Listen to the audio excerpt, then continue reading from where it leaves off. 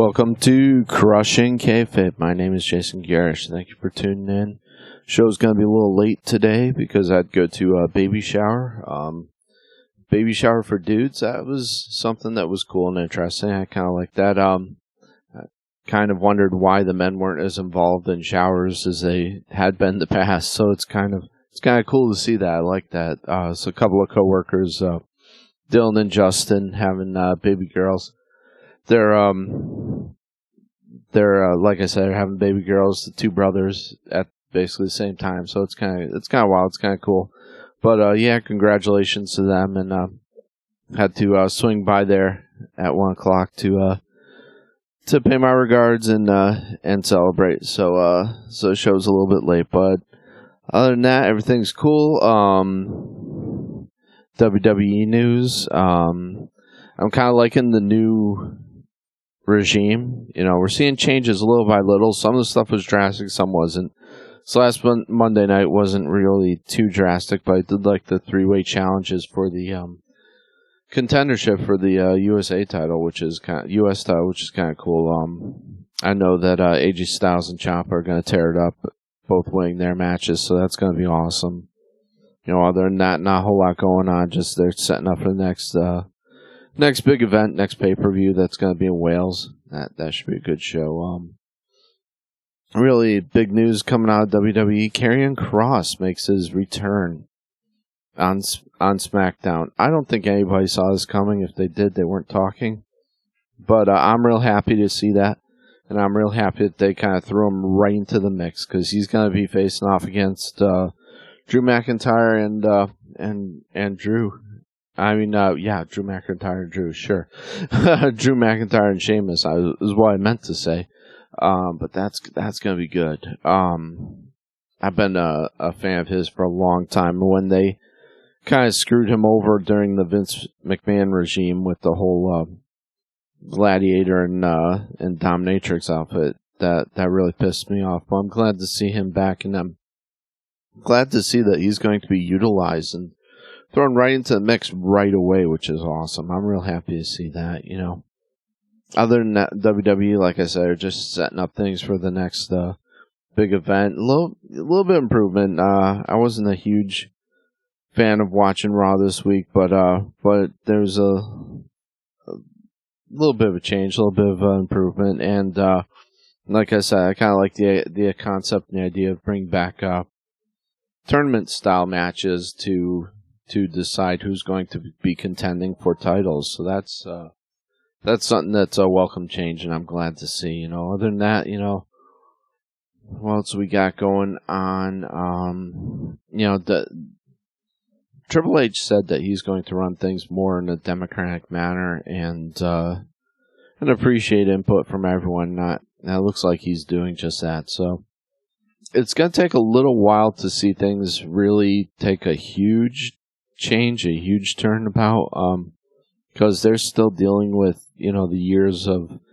I should say, months of booking. It's probably been laid out ahead of time by what Vince wanted to do. So I don't expect to see huge difference in the product. I mean, we have seen a big difference, but some of the things are extremely subtle. I think they're giving their talent a little more leeway as far as the promos and as far as creativity and things and whatnot. So you're seeing that a little bit more. The promos aren't as stale, they aren't as scripted. So that's a welcome change, you know. And I knew Triple H would probably do that, but down the road, I think we're gonna have a much better product from WWE, and I'm real happy to see that. You know, other than that, you know, AEW. Still haven't seen anything from MJF. Either they're selling this really well, or he's really upset. You know, they better take care of this guy. I'm sorry, because he was so good for the company. You know, Tony Khan, please pay him. You know, he belongs on television. He belongs with this company. He did a lot for them, and the best, most memorable feuds that I've seen from AEW in the past couple of years have been all involved MJF. Every single one of them. And they need to appreciate that. Really do. Tony Khan is really pissed off enough people, I think. He needs to put his ego aside and start doing what's best for the business. Because I don't see him doing that right now. You know, Wednesday night we had, Adam Cole and Red Dragon turned on the Young Bucks. You know, I can kind of... It's always fun to see Young Bucks get their ass beat, but unfortunately this puts the Young Bucks, on TV more, unfortunately, because they're going to feud with Adam Cole and Red Dragon. Should be interesting, should be kind of fun, but really, I'm done with the Young Bucks. I'm sorry. I really don't enjoy watching them anymore. We had Starks and Hobbs continue their feud. I think this is going to be a good feud. I think this is going to be fun. I'm a fan of both of these guys, and to see them go up against each other, I think it's going to be really good and put Starks more at the forefront. He's coming through this as babyface. That should really utilize his charisma and his ability to wrestle, I think. And Hobbs is no slouch himself. I really like him. He's a big guy who knows how to work as a big guy, so kudos to both those guys. The minute that Hobbs showed up, he was instantly had a pop and had a lot of people behind him. So it was really cool. They kind of stifled his run after that, being with the Team Taz thing, but it looks like they're doing some stuff with Team Taz. I'm still upset they broke up Danhausen from Hook, though. I'm not happy about that, but I thought that helped Hook out a lot and had him have an extra layer to his character and personality, which he didn't have before. Let's see. We had Jericho beat Yuta, which we knew was going to happen. So Rampage and Battle for the Belt's kind of the same old, unfortunately. Rampage, like I said, not a whole lot to remember. No, and even with the belts, which I didn't even realize they had on Saturday night, they really needed to advertise this a little bit more. They kind of threw it out there at the last second, it seems like. I mean, I obviously had it planned for a long time, but didn't really hype up or publicize a whole lot. But some good matches, but not a single title change during that show. So, yeah, just another kind of big nothing. But hey, we'll see. This Wednesday looks like it's going to be a good show, and they'll have Jericho and Moxley going for the title. So that should be a good show. I'm hoping that they keep it on Moxley. I really don't want to see another title run from Jericho. Kind of hoping that Jericho kind of is utilized to bring up some other wrestlers the way that some of the WWE guys should be used. You can't make your own company look strong by having guys coming from WWE coming in and devastating your guys. That doesn't work. So they need to have that happen more. Cody Rhodes, I think, understood that, and he lost a lot. And he had the belt, the TNT belt, for a little while, but he put over a lot of the homegrown talent. And it kind of got funny because he started getting the Cena syndrome, but people, because a lot of people had to go through him to move forward and go on, but he put over a lot of talent and needs to be recognized for doing so, because that was the right way to do things. Did he start looking Cena-esque? Yeah, he did, kind of towards the end. No. But towards the end, I kind of wonder if he even cared, because he kind of knew he was leaving. A lot of the bloom has kind of come off the rose for AEW, unfortunately. I kind of starting to see some of the faults and cracks in the foundation, and it's not pretty. Like I've said countless times before, that the thing that really kind of sold me and solidified me on AEW was how it treated the whole Brody Lee situation. But since then, they've really kind of acted and done just the opposite. Really not presented themselves in a real favorable light. But But, time will tell. We'll see how things turn out. At least we got some entertaining Coke-fueled rants from Tony Khan in the media scrums for their pay-per-view events. So that's always entertaining. Some of those scrums are more entertaining than the pay-per-views. And to be honest, AEW pay-per-views have been great. The only one that really didn't do anything for me was the Forbidden Door one, primarily because they had no storylines. And a lot of the people that were involved, because I don't follow New Japan, really didn't hold my interest. It wasn't that they were bad, just I didn't have the background story behind them to really care about their matches or kind of the stories. So, but other than that, the AEW pay-per-views have far been better than the WWE stuff. And but I think with Triple H behind the wheel here, I think we're going to see a drastic change in that. It's going to happen over time, but it's going to greatly improve the product, I think. Because obviously Vince was out of touch and needed to step aside, So, like I said, other than that, I'm looking forward to Raw tonight. We'll see what happens, but some good things happening, and wrestling's getting pretty good. I just hope that AEW doesn't completely lose their way and kind of rights the ship and gets things back to where they should have been, right around the time of COVID. Obviously, we're still in the throes of COVID, but at the height of the pandemic, it was where AEW really shined, and I'd like to see them return to that form, and if not, even better.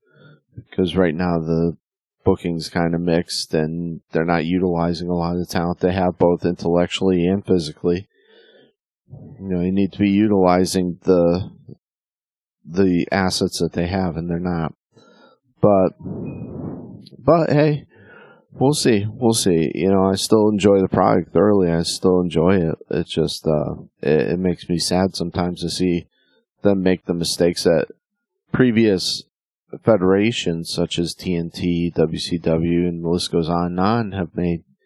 I don't particularly enjoy seeing that, because history is there. Utilize it. Learn from it. Otherwise, you're just going to repeat it. Aside from that, right off the top of my head, unfortunately, like I said, it's going to be a little bridge show because I did have some things to do earlier, so it's going to be a little late, a little abridged, but still thank everybody for tuning in. If everybody is, anybody listening and interested, I should say, is in the northwest region of Tennessee, TIWF is going to be having a show at the Gibson Fairgrounds during the Gibson County Fair. I don't have all the details in front of me, unfortunately, but I know the fair starts, I believe, August 29th and goes to the 3rd, if I'm not mistaken. So one of those days, TIWF will be hosting a show down there. I'll probably have a little more details next week. But also, if you're around this weekend, come on by Then Now Flea Market, because I'm going to be performing in front of the flea market there for a few hours. I'm going to be starting at 10 in the morning and on Sunday, August 13th. And come on by and say hi. Tell them that Crushing Kayfabe sent you. So you not only can you get to see me perform, but you can purchase some really cool stuff. I'll have CDs inside in our booth. That's right, we got a booth there. Some handcrafted items from my wife, and a whole bunch of different stuff from a variety of different vendors. You got some new stuff, some old stuff, some handmade stuff. So if you're in the area, come on down. It's going to be a good time. They're having their open house, so it'll be a fun time. Everyone come on down, say hi, and enjoy the show, and pick up some really cool items from some local vendors, and that's in Trenton, Tennessee. Once again, that'll be August 13th, starting at 10 in the morning, Trenton, Tennessee. So come on down. They're right in the center of town, right across from the square, right across from the courthouse. So come on down and say hi. In addition to that, we have items that are at Peggy's Attic in Milan, Tennessee. So can't make it to Then Now. hop on down then to Peggy's Attic and pick up some of our handcrafted and whatnot items there, because I've got CDs for sale. I've got my wife has items for sale there, so check us out there. And while you're at it, check out Jenna's products online, Hooked by Jenna Lynn. Check her out and buy some products through there and check out some of the stuff she's done. So check that out.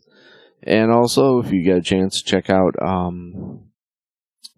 Lucky Lady Candles. You can check them out on Facebook and on Etsy. And it doesn't matter that it's August and it's 100 degrees in Tennessee. It's still a good time for candles.